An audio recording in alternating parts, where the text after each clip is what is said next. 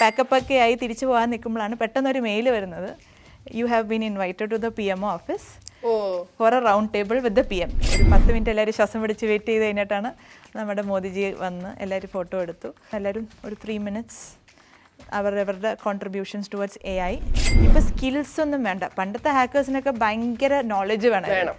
ഇപ്പം school going സ്റ്റുഡൻസിന് പോലും ഒരു ഗവൺമെൻറ് വെബ്സൈറ്റ് അറ്റാക്ക് ചെയ്യാനുള്ള പ്രോംപ്റ്റ് കൊടുത്തു കഴിഞ്ഞാൽ കിട്ടും. സോൾജേഴ്സ് അവിടെ ഇരുന്ന് ഫൈറ്റ് ചെയ്യുന്ന പോലെയാണ് നമ്മൾ ബാക്ക് എൻഡിൽ ഇരുന്ന് നമ്മുടെ ക്രിട്ടിക്കൽ, അതായത് ഡിജിറ്റൽ ബോർഡേഴ്സിനെ സെക്യൂർ ചെയ്യുന്ന ഫ്രണ്ട് എൻഡിൽ നമ്മൾ കാണുന്നില്ല. നമ്മുടെ ഇന്ത്യയിൽ 6 എയർപോർട്ട്സിനെ ടാർഗറ്റ് ചെയ്ത് ഒരു മാസീവ് അറ്റാക്ക് ഉണ്ടായിരുന്നു, സൈബർ അറ്റാക്ക്.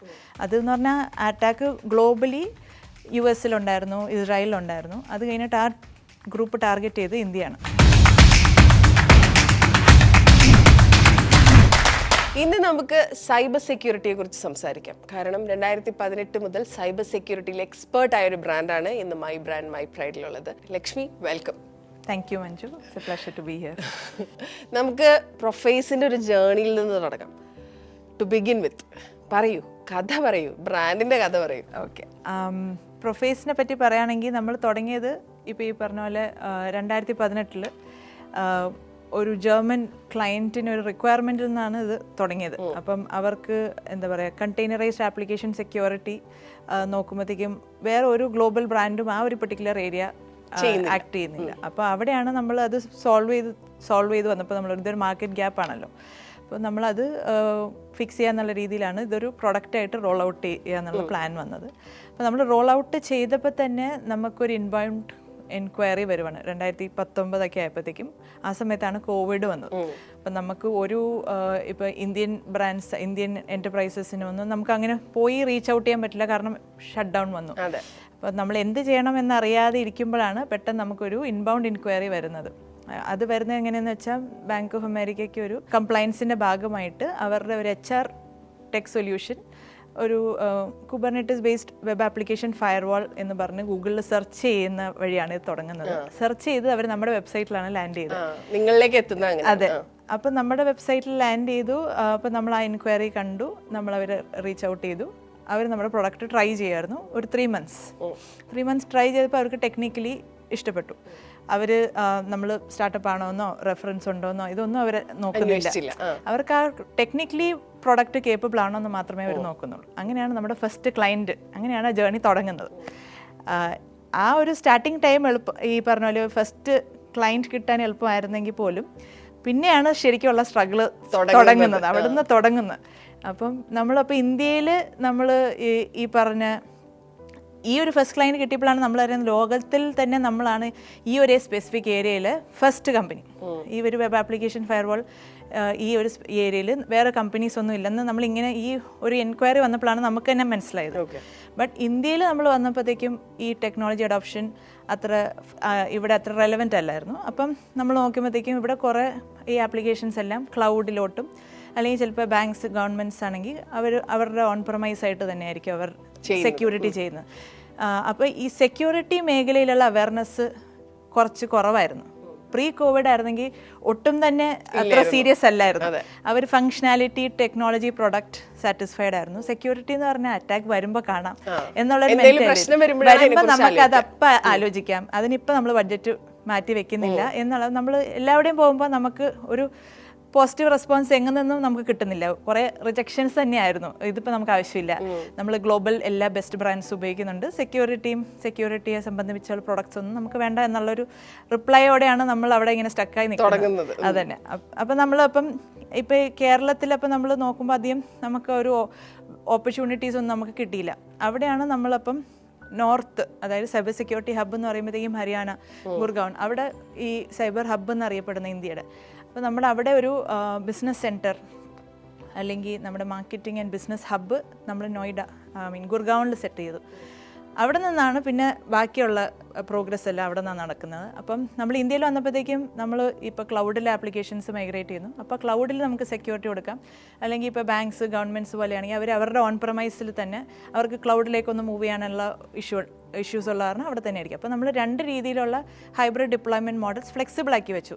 അപ്പോൾ നമുക്ക് കുറച്ചും കൂടെ റീച്ച് കിട്ടും എന്നുള്ള രീതിയിൽ. അങ്ങനെയാണ് നമ്മൾ പിവറ്റ് ചെയ്തത്. ഒരു ഇന്ത്യൻ മാർക്കറ്റിനെ സൂട്ട് ചെയ്യാൻ വേണ്ടിയിട്ട്. അങ്ങനെ ആ ജേർണി തുടങ്ങി. ബട്ട് നമ്മൾ ഏറ്റവും ബിഗ്ഗസ്റ്റ് ചാലഞ്ച് ഫേസ് ചെയ്യുന്ന പറയുമ്പോഴത്തേക്കും ഇന്ത്യയിൽ നിന്നുള്ളൊരു പ്രൊഡക്റ്റ് അല്ലെങ്കിൽ കേരളത്തിൽ നിന്നുള്ളൊരു പ്രൊഡക്റ്റ് എന്ന് പറയുമ്പോഴത്തേക്കും നമ്മൾ കോമ്പീറ്റ് ചെയ്യുന്നത് $1 ബില്യൺ സെക്യൂരിറ്റി കമ്പനീസ്. അത് അവരൊന്നല്ലെങ്കിൽ US എന്നായിരിക്കും. പിന്നെ ഇസ്രായേലാണ് ഇതിൻ്റെ സൈബർ സെക്യൂരിറ്റിയിലെ ബ്രാൻഡ് അംബാസിഡേഴ്സ് എന്നറിയപ്പെടുന്ന ആൾക്കാർ. അപ്പം അങ്ങനെയുള്ള ഈ ഓൾറെഡി വെൽ എസ്റ്റാബ്ലിഷ് പ്രൊഡക്ട്സ് ആയിട്ടാണ് നമ്മുടെ കോമ്പറ്റീഷൻ. അപ്പോൾ അവരെപ്പോഴും ഒരു Indian brand versus global brand compare ചെയ്യും. May be not technically that sophisticated എന്നുള്ള ഒരു മെൻറ്റാലിറ്റി, ഒരു പ്രീ കൺസീവ്ഡ് ജഡ്ജ്മെന്റ്, പ്രെജുഡിസ് ഉണ്ട്. അവിടെയാണ് നമ്മൾ ആ കോമ്പറ്റീഷൻ ചാലഞ്ചസ് ഫേസ് ചെയ്യുന്നത്. അപ്പം പിന്നെ സെക്യൂരിറ്റി മേഖലയും കൂടെ ആകുമ്പോഴത്തേക്കും ട്രസ്റ്റ് ഫാക്ടർ ഭയങ്കര ഇമ്പോർട്ടൻറ്റ്. ന്യൂ ബ്രാൻഡ് വരുമ്പോഴത്തേക്കും അവർക്ക് ട്രസ്റ്റ് ചെയ്യാനുള്ള ഒരു ബുദ്ധിമുട്ട്, ഒരു മെന്റൽ ബ്ലോക്ക് അവർക്കും ഉണ്ട്. കാരണം എന്തെങ്കിലും കുഴപ്പം പറ്റിയാൽ അവരുടെ ജോലി പോകും. That is wear they have this apprehension, ഒരു ഇൻഹിബിഷൻ. അപ്പോൾ ഇവിടെയാണ് നമ്മൾ ഓരോ സ്ഥലത്തും അപ്രോച്ച് ചെയ്ത് റിജക്ഷൻസും ഫെയിലിയേഴ്സും അങ്ങനെ അക്സെപ്റ്റൻസ് ഇഷ്യൂസ് ഒക്കെ ആയിട്ട് നമ്മൾ കുറേ നാളെടുത്തു ആ ഒരു ആക്സെപ്റ്റൻസ്. പിന്നെ നമ്മൾ ആദ്യത്തെ ക്ലയൻറ്റ്, ചെറിയ ക്ലയൻറ്റ്സ്, പിന്നെ നമ്മൾ ഗവൺമെൻറ്റ്സിലായാലും നമ്മൾ ഫ്രീ ആയിട്ട് ഡിപ്ലോയ് ചെയ്ത് അവർ നമ്മുടെ പ്രോഡക്റ്റ് എങ്ങനെയുണ്ടെന്ന് അസസ് ചെയ്യാനും അവിടെ നിന്ന് റെഫറൻസ് കിട്ടുന്നുള്ള രീതിയിൽ നമ്മൾ അങ്ങനെ കുറേ ഡിപ്ലോയ് ചെയ്തു. ഡിഫെൻസിലൊക്കെ നമ്മൾ ചെയ്തായിരുന്നു, മെട്രോസ്, ഡിഫെൻസ്, അങ്ങനെ.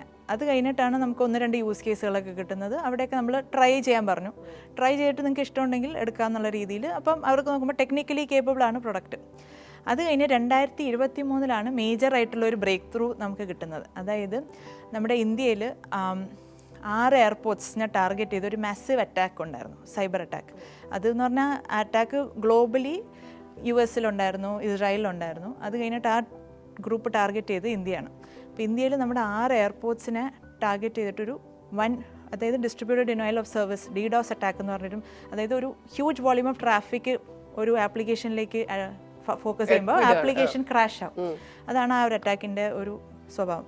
അപ്പോൾ അത് സ്റ്റാർട്ട് ചെയ്തപ്പോഴാണ് നമ്മുടെ മേജർ കൊച്ചി, ഹൈദരാബാദ്, മുംബൈ, ചെന്നൈ, എല്ലാവിടെയും മാസീവായിട്ട് അറ്റാക്ക് ഉണ്ട്. അപ്പോൾ നമ്മൾ ഈ 6 എയർപോർട്ടിൽ ഒരു എയർപോർട്ടിൽ നമ്മൾ സേഫ് ഗാർഡ് ചെയ്യുന്നുണ്ടായിരുന്നു.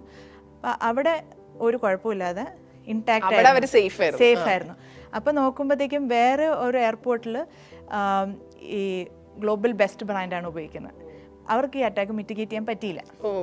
ആപ്ലിക്കേഷൻ സ്ലോ ആകാൻ തുടങ്ങിയപ്പോഴത്തേക്കും അവർ നോക്കുമ്പോൾ ഹൈദരാബാദിന് കുഴപ്പമില്ല, പെട്ടെന്ന് തന്നെ അവർ 5 മിനിറ്റിൽ സ്വിച്ച് ചെയ്ത് പ്രൊഫൈസ് എടുത്തു. അപ്പോൾ അവിടെ ഇൻടാക്റ്റ് ആയിരുന്നു, സേഫായി. പിന്നെ അവർ വേറൊരു എയർപോർട്ടും കൂടെ ഓൺ ബോർഡ് ചെയ്ത് അങ്ങനെ 3 airport out of the 6 we could secure. ബാക്കി എല്ലാം ഗ്ലോബൽ ബ്രാൻഡ്സ് ആണ് സെക്യൂർ ചെയ്യുന്നത്. അവിടെ 12 to 24 hours of down time ആയിരുന്നു. ഭയങ്കര മേജർ പ്രശ്നമാണ്. അതന്നെ. അപ്പം അവിടെയാണ് നമുക്കൊരു സെക്യൂരിറ്റി ഡൊമൈനിൽ എല്ലാ മീഡിയയിലും വന്നു, എല്ലാവർക്കും ഒരു അവയർനെസ് വന്നു. Indian brands can also be on par or even better അവരോട് കമ്പീറ്റ് ചെയ്യാൻ പാകത്തിന്. അപ്പോൾ അത് ഒരു വലിയൊരു ന്യൂസ് ആയിരുന്നു, ചർച്ചയായിരുന്നു. അങ്ങനെ നമുക്കൊരു ബ്രേക്ക് ത്രൂ കിട്ടി. ആ ഒരു റെഫറൻസ് വെച്ച് നമ്മൾ പിന്നെ ബാക്കിയുള്ള ക്ലയൻസിൻ്റെ അടുത്ത് ഈ ഒരു റെഫറൻസ് നമ്മൾ യൂസ് കേസ് ആയിട്ട് വെച്ചിട്ട് we did try to approach many other airports, വേറെ കുറേ ഇൻഡസ്ട്രീസ്. അങ്ങനെ കുറച്ച് ഓപ്പൺ ആയി തുടങ്ങി. ആ ഒരു അക്സെപ്റ്റൻസ്. ഓക്കെ, ഐ മീൻ ഇന്ത്യയിലെ ബിഗ്ഗസ്റ്റ് എയർപോർട്ടൊക്കെ സെക്യൂർ ചെയ്യുന്ന ഒരു പ്രൊഡക്റ്റ് ആകുമ്പോൾ there should be some credibility. അത് തന്നെ, എന്തോ ഉണ്ടെന്ന് അവർക്ക് ഒരു ക്ലിക്കായി. അപ്പം ഒരു കുറച്ചും കൂടെ ഓക്കെ ട്രൈ ചെയ്യാം എന്നുള്ളത്, നേരത്തെ വേണ്ട എന്നുള്ളത്, പിന്നെ ട്രൈ ചെയ്യാൻ ഗ്രാവിറ്റി കുറഞ്ഞു, ഇന്റൻസിറ്റി കുറഞ്ഞു. അപ്പോൾ ഒന്നും കൂടെ ഓപ്പൺ ആയി. അപ്പോൾ നമ്മൾ പിന്നെ ട്രൈ ചെയ്ത് ഓക്കെ വരുമ്പം അത് കഴിഞ്ഞ് നമ്മളിങ്ങനെ ഓരോ സ്ഥലത്ത് പിന്നെ അപ്രോച്ച് ചെയ്യുമ്പോൾ പിന്നെ വരുന്നത് മേക്ക് ഇൻ ഇന്ത്യക്ക് കുറച്ച് പ്രിഫറൻസ് കിട്ടാൻ തുടങ്ങി. മേക്ക് ഇൻ ഇന്ത്യ അപ്പം നമ്മൾ ഓർത്ത് നോക്കും, നമ്മൾ മേക്ക് ഇൻ ഇന്ത്യ ഇനി ഒന്നും നോക്കണ്ട, നമ്മൾ സെറ്റാണ്, ഇന്ത്യ മൊത്തം എല്ലാവരും നമ്മുടെ പ്രോഡക്റ്റ് ആയിരിക്കും.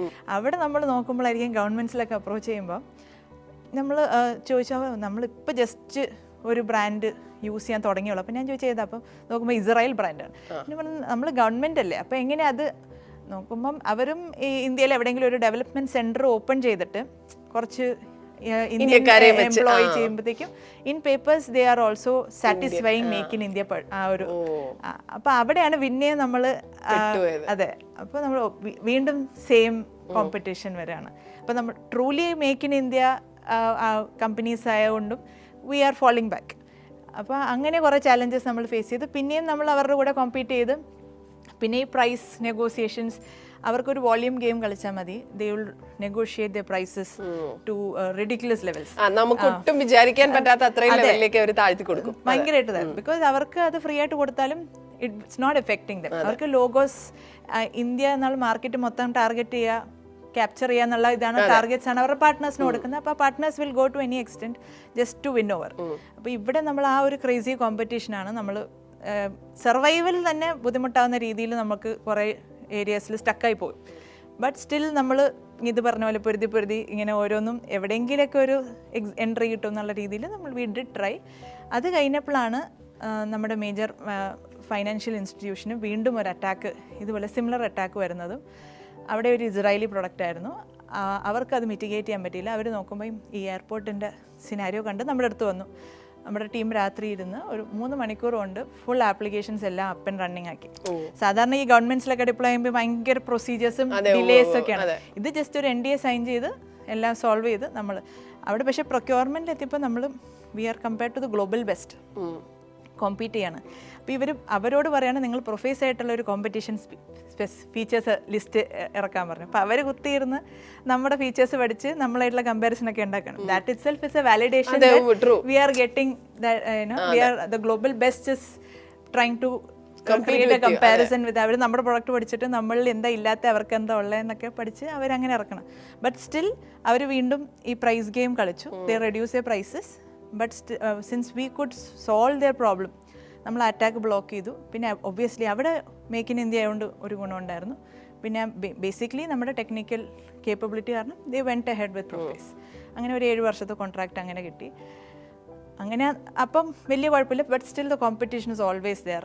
ഭയങ്കര കോമ്പറ്റേറ്റീവ് ഏരിയ ആണ്. $1 ബില്യൺ കമ്പനീസ് ആയിട്ടാണ് നമ്മൾ ഫൈറ്റ് ചെയ്യുന്നത്. മൈക്രോസോഫ്റ്റ് ആയാലും ഗൂഗിൾ ആയാലും അവർക്കുണ്ട് ഈ ഏരിയയിൽ പ്രോഡക്ട്സ് ഉണ്ട്. ബട്ട് സ്പെഷ്യലൈസ്ഡ് അല്ലെന്നേ ഉള്ളൂ. ക്ലൗഡ് പ്രൊവൈഡേഴ്സ് ആകുമ്പോഴത്തേക്കും അവിടെയുള്ള ഹോസ്റ്റ് ചെയ്ത ആപ്ലിക്കേഷനുള്ള ബേസിക് സെക്യൂരിറ്റി അവർക്കുണ്ട്. അപ്പം അതും കുറേ ആൾക്കാർ ഉപയോഗിക്കുന്നുണ്ട്.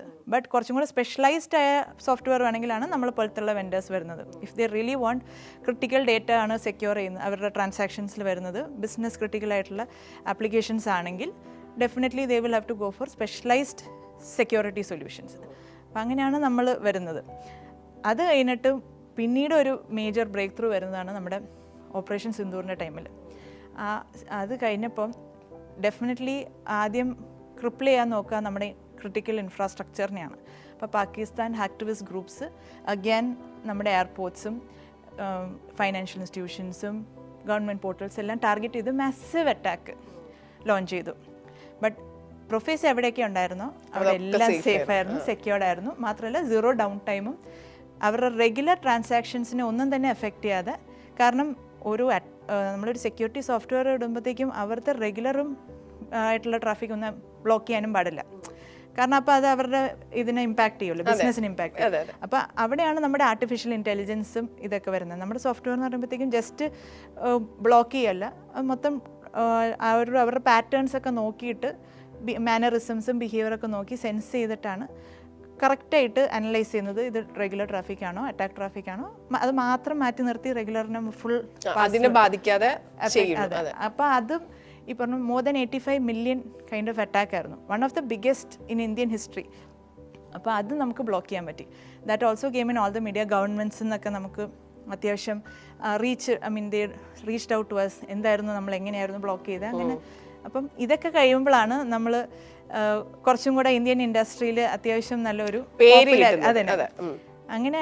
ബട്ട് സ്റ്റിൽ കോമ്പറ്റീഷൻ ഒരിക്കലും പുറകോട്ട് പോകുന്നില്ല, അതിങ്ങനെ കണ്ടിന്യൂ ചെയ്യുന്നുണ്ട്. അപ്പോഴാണ് ഞാൻ നോക്കുമ്പോഴത്തേക്കും ഈ പറഞ്ഞ പോലെ ഈ പ്രൈസ് നെഗോസിയേഷൻസും പാർട്ട്നേഴ്സും ഡിഫറെൻറ്റ് ടൈപ്സ് ഓഫ് പ്ലേസ് അവരുടെ എല്ലാ ഒരു ആ ബിസിനസ് തന്ത്രങ്ങളും കുതന്ത്രങ്ങളും എല്ലാത്തിൻ്റെ ഇടയിൽ നമ്മളുടെ ഒരു സർവൈവൽ ഒരു ക്വസ്റ്റ്യൻ മാർക്കാണ് എപ്പോഴും. How much ever established you are. നമ്മൾ 6th ഇയർ കഴിഞ്ഞു, 7th ഇയർ സ്റ്റാർട്ട് ചെയ്തു. അപ്പോൾ ഇങ്ങനെ ഇരിക്കുമ്പോഴാണ് ഞാൻ ഓർക്കുന്നത് നമ്മൾ ഇത്രയും നമ്മുടെ കൺട്രിക്ക് വേണ്ടി ലൈക്ക് വി ഹാവ് ഡിഫെൻഡഡ്. ഈ സോൾജേഴ്സ് ബോർഡേഴ്സിൽ നിന്ന് സെക്യൂരിറ്റിയാണ്. അതെ, സോൾജേഴ്സ് അവിടെ ഇരുന്ന് ഫൈറ്റ് ചെയ്യുന്ന പോലെയാണ് നമ്മൾ ബാക്ക് എൻഡിൽ ഇരുന്ന് നമ്മുടെ ക്രിട്ടിക്കൽ അതായത് ഡിജിറ്റൽ ബോർഡേഴ്സിനെ സെക്യൂർ ചെയ്യുന്ന ഫ്രണ്ട് എൻഡിൽ നമ്മൾ കാണുന്നില്ല. ഇങ്ങനെ എല്ലാം ചെയ്തിട്ട് നമുക്ക് ആ ഒരു അക്സെപ്റ്റൻസ് എന്തുകൊണ്ട് നമ്മുടെ കൺട്രിയിൽ തന്നെ കിട്ടുന്നില്ല എന്നുള്ള ഒരു ക്വസ്റ്റ്യൻ എപ്പോഴും ഉണ്ടായിരുന്നു.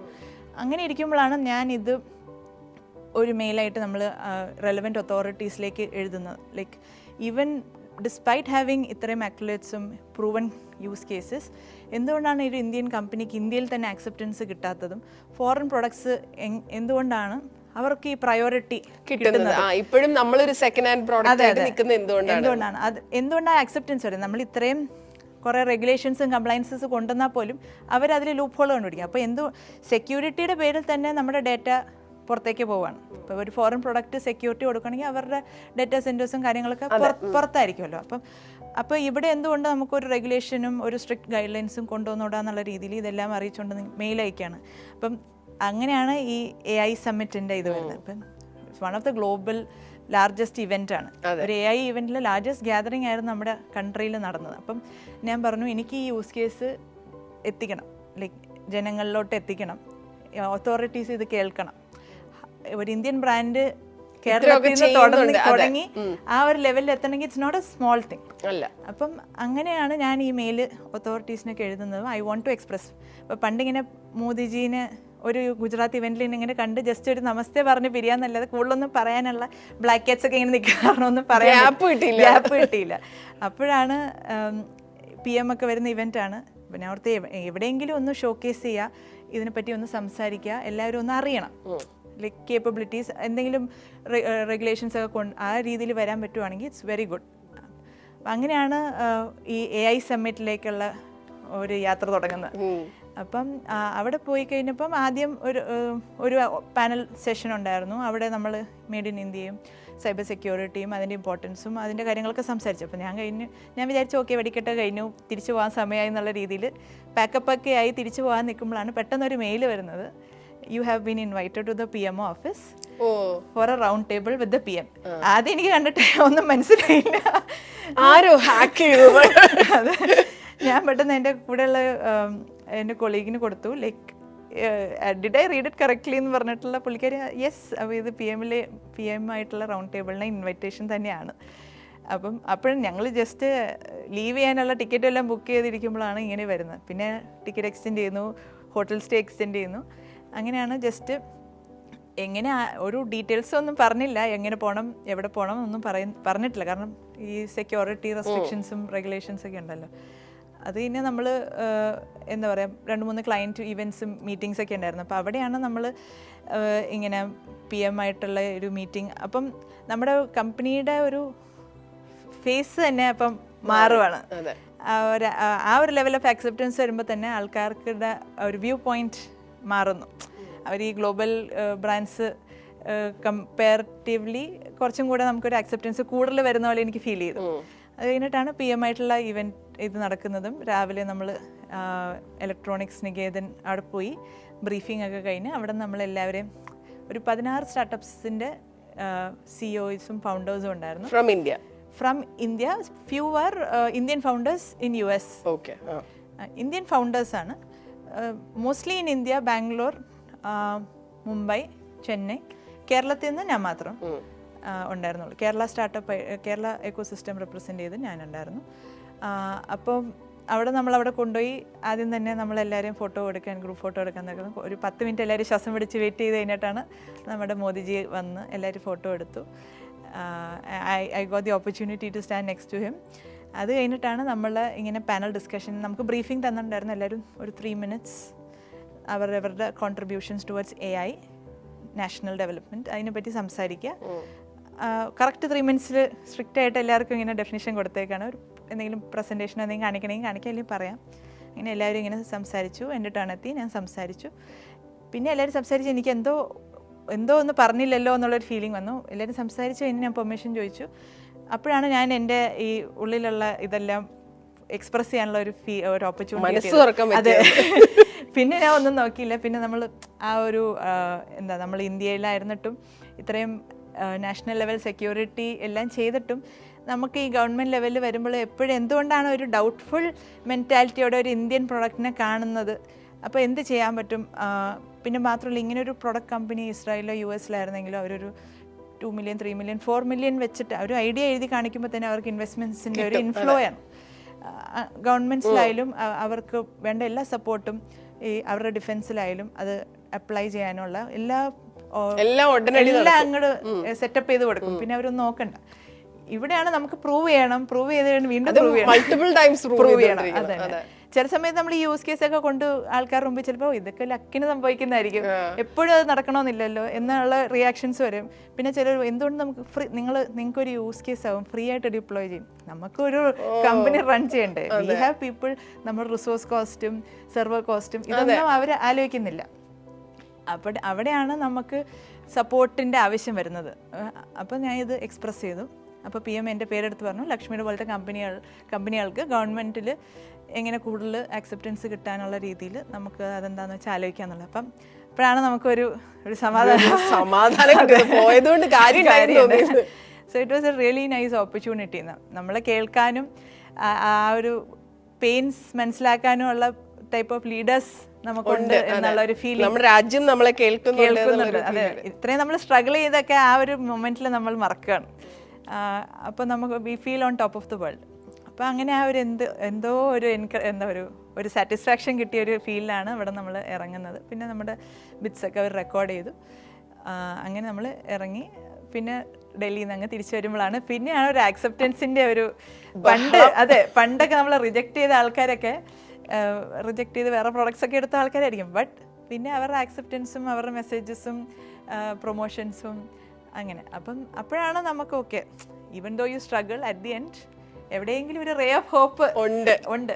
അപ്പം അങ്ങനെയായിരുന്നു പ്രൊഫേസ് സ്റ്റോറി ഫ്രം 2000. പ്രൊഫേസിനെ കുറിച്ച് നമ്മളൊക്കെ ഡീറ്റെയിൽഡ് ആയിട്ട് കേൾക്കുന്നതും അറിയുന്നതും ഒക്കെ അവിടെ നിന്നാണ് അല്ലേ? നമ്മുടെ പ്രൈം മിനിസ്റ്റർ കാരനാണ് അത് സംഭവിക്കുന്നതെന്ന്. പ്രൊഫേസിന്റെ ഇപ്പോഴത്തെ ഒരു സ്റ്റേറ്റസ് എന്താണ്? What do you guys do? ഇപ്പോൾ ആർക്കൊക്കെ സർവീസസ് ഉണ്ട് പ്രൊഫേസിന്? ഇപ്പോഴത്തെ സ്റ്റേറ്റസ് എന്ന് പറയുമ്പോഴത്തേക്കും ഈ പറഞ്ഞ പോലെ ഇപ്പം നമ്മൾ ഓൾമോസ്റ്റ് 7th year ആയി.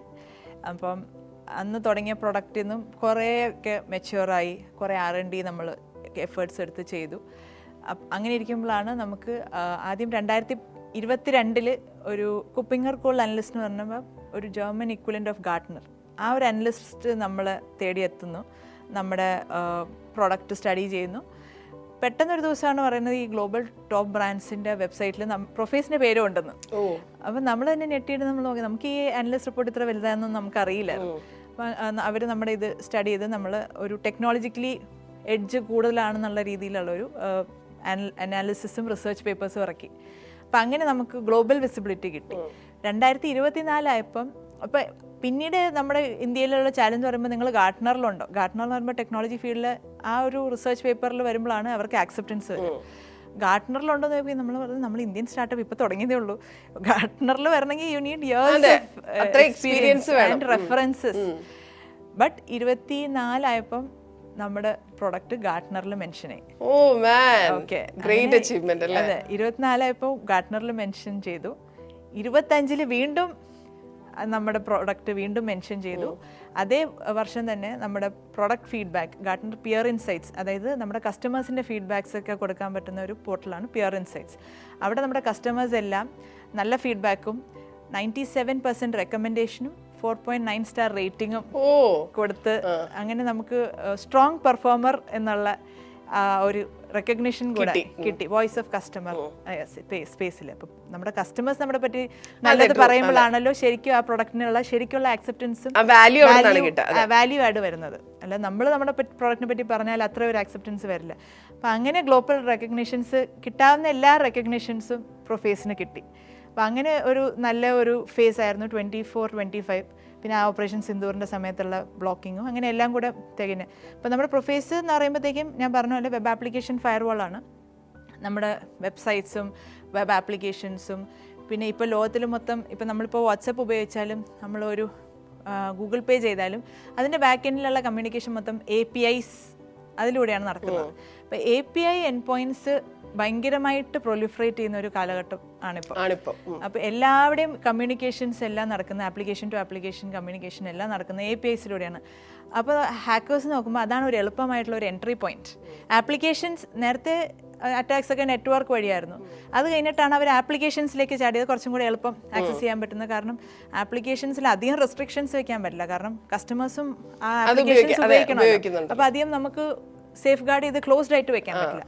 അപ്പോൾ ഹാക്കേഴ്സ് ആപ്ലിക്കേഷൻസ് വഴിയാണ്, അവിടെയാണ് നമ്മുടെ വെബ് ആപ്ലിക്കേഷൻ ഫയർവാൾ റെസ്ട്രിക്റ്റ് ചെയ്യുന്നത്. ഒരു അഡീഷണൽ ഗാർഡിയൻ പോലെ ട്രാഫിക്കിനെ ഇൻസ്പെക്ട് ചെയ്തുകൊണ്ടേയിരിക്കും.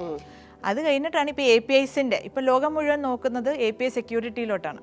നമ്മുടെ RBI ആയാലും എല്ലാ ബാങ്ക്സിലും മാൻഡേറ്ററി ആയിട്ട് പറയുന്നത് API സെക്യൂരിറ്റി മസ്റ്റായിട്ട് വേണം എന്നാണ്. അപ്പോൾ അവിടെയാണ് നമ്മുടെ നെക്സ്റ്റ് R&D തുടങ്ങിയതും നമ്മളത് കംപ്ലീറ്റ് ചെയ്തും പ്രൊഡക്റ്റ് റോൾ ഔട്ട് ചെയ്തതും.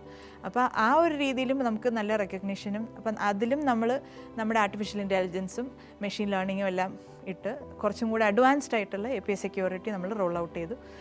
അങ്ങനെ G2 റിവ്യൂസിലും എല്ലാവിടെയും ലോകത്തിലുള്ള എല്ലാ റിസർച്ച് അനലിസ്റ്റ് റിപ്പോർട്ട്സിലും നമ്മുടെ മെൻഷൻസ് വന്നു. അപ്പം കൂടുതൽ ബാങ്ക്സൊക്കെ നമ്മൾ അപ്രോച്ച് ചെയ്യാൻ തുടങ്ങി. ലൈക്ക് ഗ്ലോബൽ വെൻഡേഴ്സിൽ ഇല്ലാത്ത ഫീച്ചേഴ്സ് നിങ്ങൾക്കുണ്ടോ എന്ന് ചോദിച്ചുകൊണ്ട് വരാൻ തുടങ്ങി. അപ്പോൾ നമ്മൾ R&D ചെയ്ത് നമ്മൾ ആ ഫീച്ചേഴ്സൊക്കെ റിലീസ് ചെയ്തു. അതൊക്കെ ഇപ്പം പൈലറ്റ് ഫേസിലാണ്. ഇപ്പം ബാങ്ക്സിലൊക്കെ നേരത്തെ ബാങ്കിങ് മേഖലയിലാണ് ഏറ്റവും പെനിട്രേറ്റ് ചെയ്യാൻ പാട്. കാരണം അവർക്ക് ഭയങ്കര റെസ്ട്രിക്ഷൻസ് ആയിരിക്കും. സെക്യൂരിറ്റി പോളിസീസും ഓഡിറ്റ്സും എല്ലാം ഉണ്ട്. ഭയങ്കര സ്ട്രിഞ്ചൻറ്റ് പ്രോസസ്സാണ്. മാത്രമല്ല അവർ ഗ്ലോബൽ വെൻഡേഴ്സായിട്ട് ഒരു ഓൾറെഡി 5 year കോൺട്രാക്ട്സ് ഓൾറെഡി ഉണ്ടാവും. അപ്പം നമ്മൾ തുടങ്ങിയപ്പോൾ അവർ ഓൾറെഡി ഒരു 5 year ട്രാക്കിലായിരുന്നു. ഇപ്പോഴാണ് ആ 5 year ഒക്കെ തീർന്ന് അടുത്ത സൈക്കിൾസ് ഒക്കെ തുടങ്ങുന്നത്. അപ്പോഴാണ് നമ്മുടെ പ്രൊഡക്റ്റിൻ്റെ കേപ്പബിലിറ്റിയൊക്കെ അറിഞ്ഞ് പലരും നമ്മളെ അപ്രോച്ച് ചെയ്യാൻ തുടങ്ങുന്നതും. നമ്മളവിടെ ട്രയൽസും അങ്ങനെ പല ബാങ്ക്സിലും ഇപ്പം ട്രയൽസൊക്കെ നടക്കുന്നുണ്ട്. അവർക്ക് കുറച്ചും കൂടെ വാലിഡേഷൻസ് നമുക്ക് കിട്ടുന്നുണ്ട്. ഇപ്പം ഇവിടെയാണ് ഇപ്പം പ്രൊഫൈസ് നിൽക്കുന്നതും നല്ല. പിന്നെ ഇപ്പം നമ്മൾ US-ലും നമ്മുടെ ഓഫീസ് സ്പേസും കാര്യങ്ങളും നമ്മൾ കുറച്ചും കൂടെ ഗ്ലോബൽ എക്സ്പാൻഷൻസിലോട്ടാണ് നമ്മൾ ഇനി ഫോക്കസ് ചെയ്യുന്നത്. അപ്പോൾ സ്ട്രഗ്ലിംഗ് സ്റ്റേജിൽ നിന്നും ഇപ്പോൾ ഒരു ഗ്രോയിങ് സ്റ്റേജിൽ, അതായത് ആസ് എ ഫൗണ്ടർ ഒരു സന്തോഷമുള്ള സ്റ്റേജിൽ നിൽക്കുകയാണ് അല്ലേ? ഒരു നോൺ ടെക്നിക്കൽ ഓഡിയൻസിന് നിങ്ങൾ എന്താ ചെയ്യുന്നതെന്ന് എങ്ങനെയാണ് പറഞ്ഞു കൊടുക്കുക?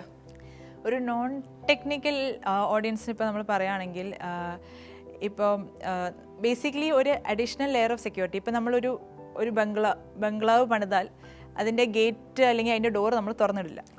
അതിൻ്റെ ലോക്ക് എത്രത്തോളം സ്ട്രോങ് ആയിരിക്കും. അപ്പം പിന്നെ നമ്മൾ അവിടെ ഒരു സെക്യൂരിറ്റി ഗാർഡിനെയും കൂടെ വെക്കും. അപ്പോൾ ആ ഒരു ടൈപ്പ് ഓഫ് സെക്യൂരിറ്റി ഗാർഡ് എന്ന് വേണമെങ്കിൽ നമുക്ക് പറയാം. അതിൻ്റെ ആ ഗേറ്റ് വേസ് അല്ലെങ്കിൽ ഡോഴ്സിൻ്റെ ഫ്രണ്ടിലുള്ള ഒരു സെക്യൂരിറ്റി ഗാർഡ് പോലെയാണ് നമ്മുടെ പ്രൊഡക്റ്റ്. ഈ സെക്യൂരിറ്റി ഗാർഡിൻ്റെ പ്രത്യേകത എന്താണെന്ന് വെച്ചാൽ ചുമ്മാ ആൾക്കാരെ ബ്ലോക്ക് ചെയ്യല്ല, എൻട്രി അവർക്ക് പാസ് ഉണ്ടോ ഇല്ലയോ എന്ന് മാത്രമല്ല നോക്കുന്നത്. അവരുടെ മാനറിസംസ്, അവരെന്തെങ്കിലും വിയേർഡായിട്ട് ആക്ട് ചെയ്യുന്നുണ്ടോ, അവരുടെ ഒരു മൊത്തത്തിൽ നോക്കിയിട്ട് എന്തെങ്കിലും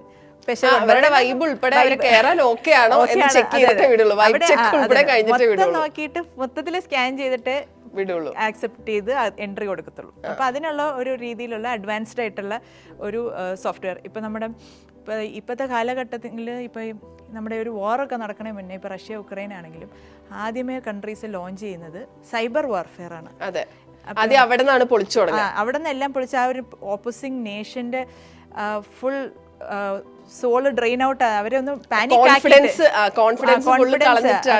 പിന്നെയാണ് ഫിസിക്കൽ അറ്റാക്ക് നടത്തുന്നത്. അവരുടെ എല്ലാ കമ്മ്യൂണിക്കേഷൻ സിസ്റ്റംസും ജാം ആക്കി കഴിഞ്ഞാൽ പിന്നെ ഫിസിക്കൽ അറ്റാക്ക് നടത്തി അവർക്ക് മൊത്തത്തിൽ പ്രിപ്പയർഡ് ആവാൻ പറ്റില്ല. അങ്ങനെ അപ്പോൾ റഷ്യയിലായിരുന്നെങ്കിൽ ഉക്രൈനിലായിരുന്നു തന്നെ ഒരു IT ആർമി ഓഫ് ഉക്രൈൻ എന്ന് പറഞ്ഞവരുണ്ടാക്കി. ലോകത്തിലെ മുഴുവൻ ആൾക്കാർ സ്റ്റുഡൻസ് ഉൾപ്പെടെ ജോയിൻ ചെയ്തു. അവർക്ക് അതൊരു ഗെയിം കളിക്കുന്ന ഫീലാണ്. അവർക്ക് ആക്ടിവിറ്റി 1 2 3 4 സ്റ്റെപ്സ് ഇട്ട് കൊടുക്കും. അപ്പോൾ ഓരോ ലെവൽ ക്ലിയർ ചെയ്യുമ്പോൾ അവർക്കൊരു കോൺഫിഡൻസും ഒരു അഡ്രിനാലിൻ റഷൊക്കെ വരും. പക്ഷേ ഈ വാർഫെയർ അവിടെ കഴിഞ്ഞാൽ പോലും അവർക്ക് പിന്നെ ഇതെങ്ങനെ മുമ്പോട്ട് കൊണ്ടുപോകണം എന്നാണ് അവർക്ക് ഈ പാർട്ടിസിപ്പേറ്റ് ചെയ്ത ആൾക്കാർക്ക് അവർക്ക് വീണ്ടും ഇത് ട്രൈ ചെയ്യാൻ തോന്നും. ഇതാണ് ആർട്ടിഫിഷ്യൽ ഇൻ്റലിജൻസ് റോങ് ഹാൻഡ്സിൽ എത്തിയുള്ള പ്രോബ്ലം. ഇപ്പം സ്കിൽസ് ഒന്നും വേണ്ട. പണ്ടത്തെ ഹാക്കേഴ്സിനൊക്കെ ഭയങ്കര നോളജ് വേണം. ഇപ്പം സ്കൂൾ ഗോയിങ് സ്റ്റുഡൻസിന് പോലും ഒരു ഗവൺമെന്റ് വെബ്സൈറ്റ് അറ്റാക്ക് ചെയ്യാനുള്ള പ്രോംപ്റ്റ് കൊടുത്തു കഴിഞ്ഞാൽ കിട്ടും. അവിടെയാണ് നമ്മുടെ ടെക്നോളജി ഇൻ റോങ് ഹാൻഡ്സ് വരുമ്പോൾ അവിടെയാണ് നമ്മൾ എഐയുടെ ഒരു നെഗറ്റീവ് വശം വരുന്നത്. അവിടെയാണ് നമ്മുടെ ഈസിലി ആക്സസിബിൾ ആയി പോയി ആളുകൾക്ക്. അതെ ഭയങ്കരമായിട്ട്.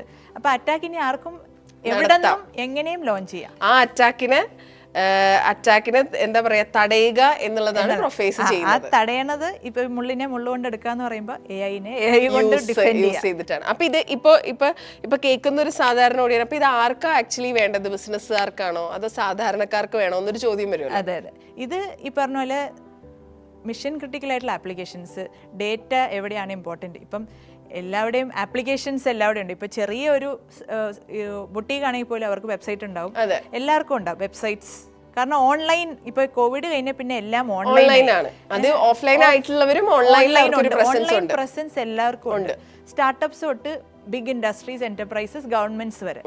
അപ്പം മേജർലി ഇതിന്റെ റിക്വയർമെന്റ് മാസീവ്ലി വരുന്നത് ബാങ്കിങ് ഇൻഡസ്ട്രി, ഗവൺമെന്റ്സ്, എന്റർപ്രൈസസിനാണ്. കാരണം അവിടെ മിഷൻ ക്രിട്ടിക്കൽ ആപ്ലിക്കേഷൻസും അതിന്റെ പുറകിലുള്ള ഡേറ്റ നമ്മുടെ ഈ ഫുൾ ഇന്ത്യ എല്ലാവരും ഫുൾ ആൾക്കാരുടെ ഡേറ്റ ഉണ്ട്. ഇപ്പം നമ്മളിപ്പോൾ ഡോമിനോസ് എന്ന് കേൾക്കും, ഡോമിനോസിന്റെ ആപ്ലിക്കേഷൻ ഹാക്കായി നമ്മുടെ എല്ലാവരുടെയും ഡേറ്റ, നമ്മൾ എന്തൊക്കെ പിസ്സ ഓർഡർ ചെയ്തു, നമ്മുടെ address, credit card numbers, banking details എല്ലാം, ഫോൺ നമ്പേഴ്സ് എല്ലാം ലീക്ക് ആവാണ്. അപ്പം എവിടെയൊക്കെ ഡേറ്റ ഉണ്ടോ, ആപ്ലിക്കേഷൻസ് ഉണ്ടോ, അവിടെയൊക്കെ ഇത് വേണം. സത്യം പറഞ്ഞാൽ ചിലപ്പോൾ ആൾക്കാർ ചോദിക്കും സ്റ്റാർട്ടപ്പാണ്, എനിക്കിത് ആവശ്യമില്ല, അങ്ങനെ പറയുന്നവരുണ്ടല്ലോ. അതായത് എന്റെ ഇത്രയും ചെറിയ സാധനം ഹാക്ക് ചെയ്യാൻ ആര് വരാ, ഇത്രയും ചെറിയ ബിസിനസ്സിലൊന്നും സൈബർ സെക്യൂരിറ്റിയുടെ ആവശ്യമില്ല എന്ന് പറയുന്നവരോട് എന്താ പറയാ? ഇതാണ് ഒരു മിസ്കൺസെപ്ഷൻ.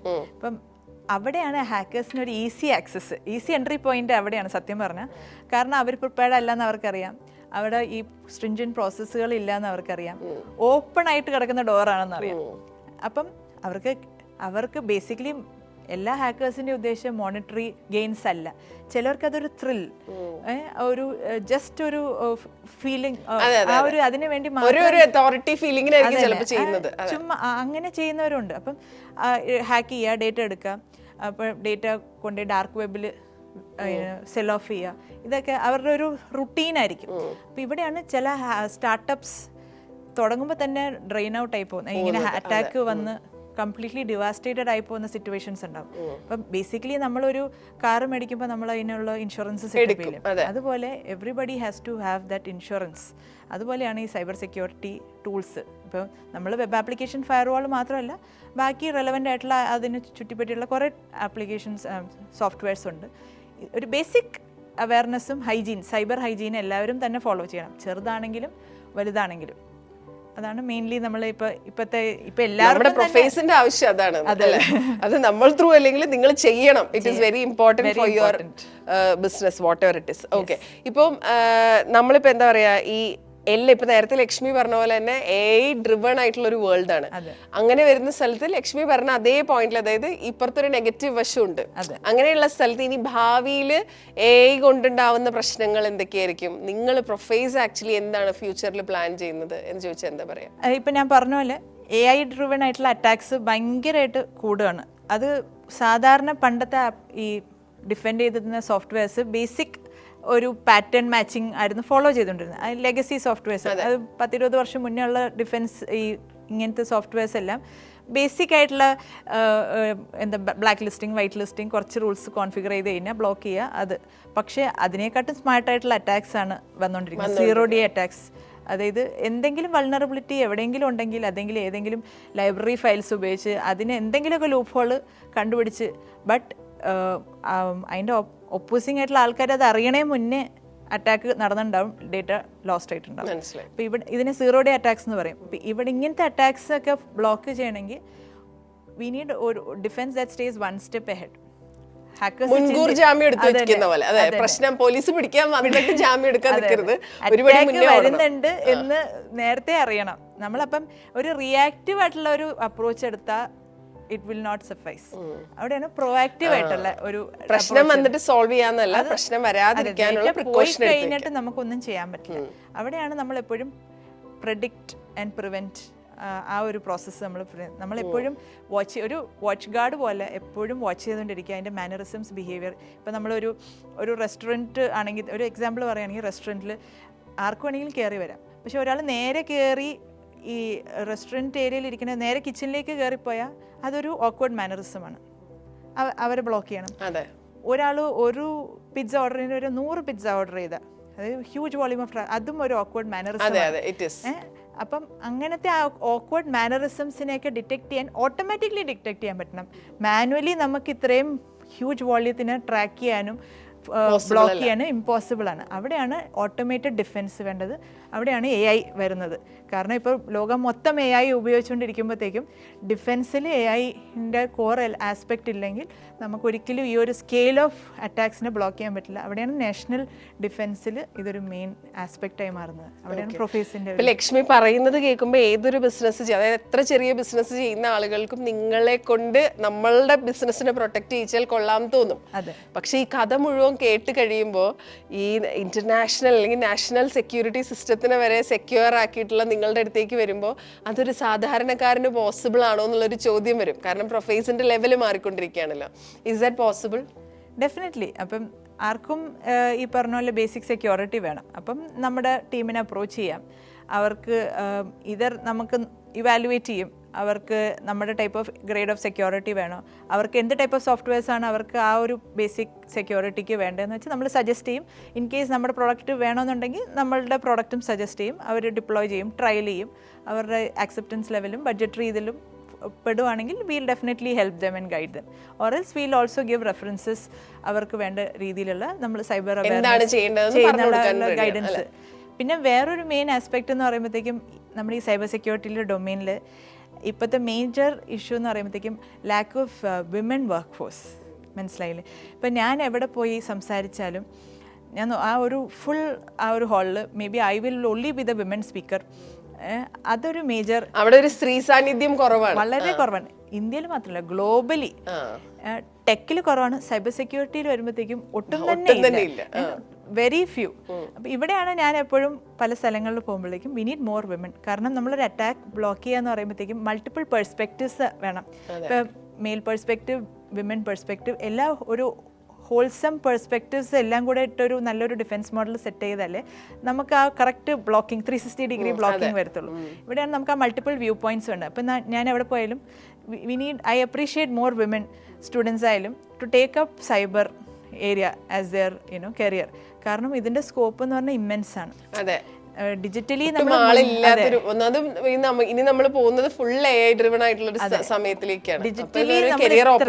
ഡിജിറ്റലി നമ്മൾ ഇത്രയും അഡ്വാൻസ് ആയിക്കൊണ്ടിരിക്കുമ്പോഴത്തേക്കും മാസീവ് സ്കോപ്പാണ് ഈ സൈബർ സെക്യൂരിറ്റി മേഖല എന്നുള്ളത്. അപ്പം സ്റ്റുഡൻസ് ഈ ഒരു മേഖല പഠിച്ച് അതിൽ എക്സ്പെർട്ടീസ് എടുത്തിട്ട് ഈ ഒരു മേഖലയിട്ട് വരണം എന്നാണ്. കാരണം ബേസിക്കലി നമ്മുടെ വിമൻ, ഇപ്പം നമ്മൾ ആസ് മദേഴ്സ് നമുക്കൊരു ഡിഫെൻഡിങ് മെന്റാലിറ്റി ഉണ്ട് ഇൻബോൺ ആയിട്ട്. That actually could be applied to cyber security in real. മനസ്സിലായില്ലേ? ആ ഒരു പെർസ്പെക്റ്റീവ് കൊണ്ടുവരുന്നത് that is also a very good thing. ഈ തള്ളക്കോഴി മാനറിസം എന്ന് പറയുന്ന സാധനം അത് നമുക്ക് നമ്മുടെ നാടിനും അല്ലെ നാട്ടുകാർക്കും ഉപയോഗപ്പെടുന്ന രീതിയിൽ നമുക്കത് ഡിപ്ലോയ് ചെയ്യാൻ പറ്റും. ഇപ്പൊ നമ്മൾ സ്പേസിലോട്ടൊക്കെ വിടുന്നതിൽ നാരീശക്തിയൊക്കെ നമ്മൾ കണ്ടല്ലോ. That is wear women can also B leaders in this space. They should also come to leadership roles as well. മാത്രമല്ല ഈക്വലി കോൺട്രിബ്യൂട്ടേഴ്സ്. ഇപ്പം നമ്മുടെ പ്രൊഫൈസിലാണെങ്കിലും ഞാനൊരു balance, like I try to keep the women workforce and the men workforce kind of equal. ഇപ്പം എവിടെയെങ്കിലും ഏരിയയിൽ കൂടുതൽ മെന്നെ ഒരു ലേഡി റോൾ ഒരാളും കൂടെ നമുക്ക് റിക്രൂട്ട് ചെയ്യാം. വേറെ ഒരു ഇതെന്ന് പറയുമ്പോഴത്തേക്ക് ഇതിൽ സ്കിൽഡ് ആയിട്ടുള്ള ആൾക്കാരും കുറവാണ് സൈബറിൽ. അവിടെയാണ് നമ്മൾ കൂടുതൽ സ്കിൽഡ് ആയിട്ടുള്ള സൈബർ സെക്യൂരിറ്റി റിസോഴ്സസ് നമുക്ക് കോളേജസിൽ നിന്നും സ്കൂൾസിൽ നിന്നും അവയർനെസ് കൊടുത്ത് കൊണ്ടുവരേണ്ട ഒരു ടൈമാണ്. അപ്പൊ ഗേൾസ് ഈ ഫീൽഡിൽ ഇൻട്രസ്റ്റ് ഉള്ള ആളാണെങ്കിൽ അതിനെ ഇങ്ങനെ പരിപോഷിപ്പിച്ചെടുത്താൽ these guys are here to welcome you. അല്ലേ? We welcome you എന്നൊരു വലിയ കരിയർ ഓപ്പർച്യൂണിറ്റിയെ കുറിച്ചിട്ടാണ് നമ്മൾ പറയുന്നത്. അപ്പോൾ നമ്മൾ ഏറെക്കുറെ നമ്മുടെ പോഡ്കാസ്റ്റ് കഴിഞ്ഞു. എന്തെങ്കിലും കൂടി ആഡ് ചെയ്യാനുണ്ടോ പറഞ്ഞതൊന്നും കൂടാണ്ട് ആഡ് ചെയ്യാന്ന് വെച്ചാൽ മെയിൻലി ഈ പറഞ്ഞ പോലെ കുറേ ആൾക്കാർക്ക് കുറേ ഐഡിയാസ് ഉണ്ടാവും, അവരുടേതായ ഒരു ഡ്രീം ഉണ്ടാവും. May be as A startup ഒരു ബിസിനസ് ഓപ്പർച്യൂണിറ്റി. എല്ലാവർക്കും അത് തുടങ്ങണോ വേണ്ടയോ എന്നുള്ള ഒരു ഡൗട്ട്ഫുൾ നേച്ചറിൽ മിക്കവാറും അവരതെല്ലാം മൂടി കുഴിച്ചിട്ടിട്ട് ഒരു 9 to 5 ജോബിന് പോകും. What I would encourage them to do is give it a try. ആ ഏർലി ഏജസ് ഓഫ് ലൈഫിലാണ് നമുക്ക് ട്രയൽ ചെയ്യാനുള്ള ഒരു ഓപ്പർച്യൂണിറ്റി. ശ്രമിച്ചില്ല അതൊരു പിന്നീട് ഒരു കുറ്റബോധം തോന്നരുത്. So if it is a don't think whether is a good idea or a bad idea.